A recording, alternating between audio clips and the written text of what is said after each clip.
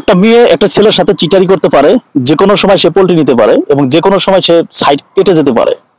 একটা ছেলে যখন একটা মেয়ের সাথে যখন রিলেশন স্টার্ট করে, তখন কিন্তু একটা ছেলে মেয়ের কিন্তু ফিনান্সিয়াল তার ব্যাকগ্রাউন্ড তার কিন্তু দেখে কিন্তু তার প্রেমে পড়ে না বা তার সাথে রিলেশন করে না। একটা ছেলে তখন চিন্তা করে যে সে মেয়েটা কি, যে যাকে নিয়ে আমি সংসার করব, যাকে নিয়ে আমি সামনে ভবিষ্যৎ, যাকে নিয়ে আমি ফিউচার করব, সেই মেয়েটা, সে প্রোডাক্টটা, সে জিনিসটা ভালো আছে কিনা একটা ছেলে কিন্তু সেটা চিন্তা করে।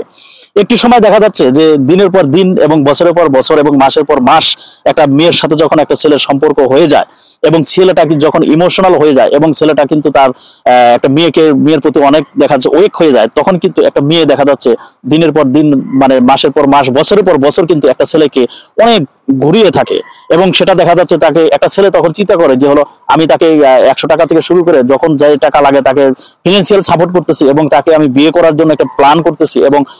তার সাথে আমার সারা জীবনে একটা স্থায়িত্ব বন্ধন সৃষ্টি করার জন্য আমি একটি স্বপ্ন দেখতেছি এবং তাকে আমি অবশ্যই বিয়ে করব এবং তাকে নিয়ে আমি সুখে থাকবো এবং সংসার করব। এরকম কিন্তু একটা ফিউচার কিন্তু একটা ছেলে কিন্তু মানে সবসময় মাথার মধ্যে থিম নিয়ে কিন্তু কাজ করে। সে একটা ছেলে প্রকৃত যখন একটা মেয়েকে ভালোবাসে, তখন কিন্তু রাত দিন 24 ঘন্টা যতই ব্যস্ততা থাকুক, যতই কিন্তু সে মানে কষ্টে থাকুক, যতই সে কর্পোরেট লেভেলে থাকুক না কেন, একটা মেয়ে তখন কিন্তু ফোন দিলে 24 ঘন্টা কিন্তু তার কাঙ্ক্ষিত সে মনের মানুষটিকে সে সময় দেওয়ার জন্য চেষ্টা করে এবং সে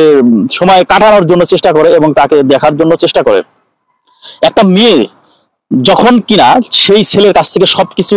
মানে সে হাতিয়ে নেওয়ার পরে, তখন কিন্তু যে কোনো সময় একটা মেয়ে কিন্তু পোল্টি নিয়ে নেয় এবং সে বলে যে আমার ফ্যামিলি মানতেছে না, প্লিজ তুমি অন্য জায়গাতে বিয়ে করো এবং তুমি অন্য জায়গায় ট্রাই করো, আমার ফ্যামিলি মানতেছে না, আমার বাবা মানতেছে না, আমার মা মানতেছে না। হ্যাঁ, আমি সেই মেয়েটিকে বলবো, আপনি যদি রিলেশন যখন আপনি করলেন, তখন আপনি কেন সেই ছেলের কাছে আপনার এই 5টা বছর বা 6টা বছর আপনি কেন প্রতারিত করলেন? আপনি যদি তার সাথে বিয়েই যদি বসতে না পারেন, আপনি যদি তার সাথে সংসারী জীবন যদি স্টার্ট করতে না পারেন, তাহলে আপনি কেন 6টা বছর একটা ছেলের লাইফে আপনি নষ্ট করলেন, আপনার লাইফটা কেন ধ্বংস করলেন? আপনি যদি 6টা বছর এই ছেলের সাথে যদি না থাকতেন, সেই ছেলেটা হয়তো চাকরি করার জন্য, গভর্নমেন্ট চাকরি করার জন্য হোক বা বিজনেস করার জন্য হোক বা অন্য সাইডে কিন্তু সে সময় ইনভলভ হতে পারতো, কিন্তু আপনার কারণে কিন্তু সেই ইনভলভ কিন্তু হতে পারে নাই। এই বিষয়গুলো দেখা যাচ্ছে যে একটা মেয়ে যখন একটা পুরুষের লাইফ থেকে যখন চলে যায়, তখন কিন্তু আপনারা মেয়েরা যখন যারা আছে তারা কিন্তু মনে করে যে সেও যে কোনো অন্য জায়গায় বিয়ে শাদী করে নিলেই তো হয়, এত পেছাপেছি কি দরকার? আমি বলবো এত পেছাপেছি কি দরকার বলতে,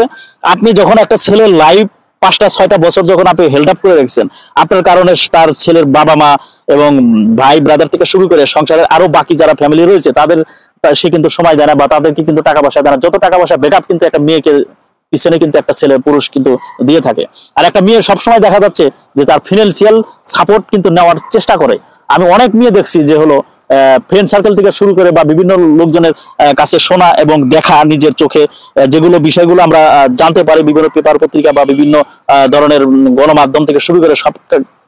সব দিক থেকেই কিন্তু আমরা জানতে পারি যে একটি মেয়ে কিন্তু একটি ছেলের পিছনে ফিনান্সিয়াল সাপোর্টটা নেওয়ার জন্যই কিন্তু বেশি রিলেশন এবং বেশি কিন্তু তারা রিলেশন এবং চালিয়ে যায়। কিন্তু সংসার করার যে মন মানসিকতা যদি হয়ে থাকে একটা মেয়ের, সে কখনোই বাপ মা এবং অন্য আদার কোনো সাইডের কখনোই সে উছিলা দিবে না, সে ডিরেক্ট কিন্তু একটা ছেলেকে তখন বিয়ে করে নিতে পারে এবং বিয়ে করবে। এটাই হলো প্রকৃত ভালোবাসা। কিন্তু সময়ের ব্যবধানে বর্তমান সমাজের প্রেক্ষাপটে দেখা যাচ্ছে